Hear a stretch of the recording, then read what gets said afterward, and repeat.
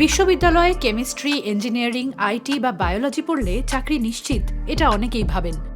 কিন্তু জার্মানিতে এমনটা আর সত্যি নয়। দক্ষ কর্মীদের ব্যাপক চাহিদা, কিন্তু তবুও তরুণদের নিয়োগ নিয়ে দ্বিধায় সংস্থারা। সদ্য পাস শিক্ষার্থীদের চাকরি পাওয়া তাই কঠিন হয়ে পড়ছে। তরুণদের মধ্যে বেকারত্ব বেড়েছে গত বছরে। আরও কঠিন পরিস্থিতির সম্মুখীন তারা। এটা সাংঘর্ষিক মনে হলেও বাস্তবতা এটাই যে শ্রমবাজারের চাহিদার সাথে সদ্য স্নাতকদের যোগ্যতা অনেক ক্ষেত্রেই মেলে না। 2022 সালের তুলনায় জার্মানিতে তরুণ স্নাতকদের বেকারত্বের হার আরও 1/3 বেড়েছে।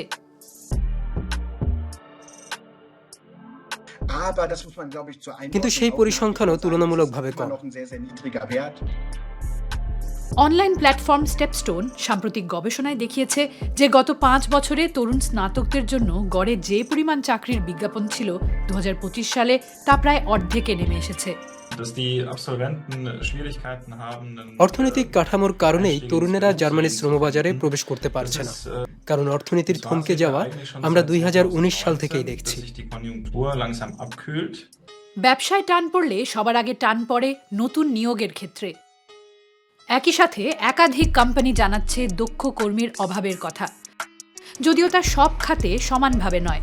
অটোমোটিভ ও রাসায়নিক খাতে বর্তমানে ছাঁটাই হতে দেখা যাচ্ছে। তরুণদের মধ্যে জনসংখ্যার অনুপাতে খুব বেশি বেকারত্বের হার দেখা যাচ্ছে, এমনকি ন্যাচারাল সায়েন্সের মতো ধারাতেও। সেই খাতেই বেকারত্বের হার সবচেয়ে বেশি, 10% কাছাকাছি। শ্রমবাজারের মৌলিক কাঠামোতেও পরিবর্তন আসছে, যা অনেক সময় পাঠ্যসূচিকে পেছনে ফেলে দিচ্ছে। পাঠ্যে ডিজিটাল কাজের ধারা, অটোমেশন ও এআইয়ের মতো বিষয়গুলি যথেষ্ট গুরুত্ব পাচ্ছে না। প্রচলিত প্রোগ্রামিং কাজের দিকে তাকালে বুঝব কিভাবে জেনারেটিভ এআই এ কাজের দখল নিচ্ছে।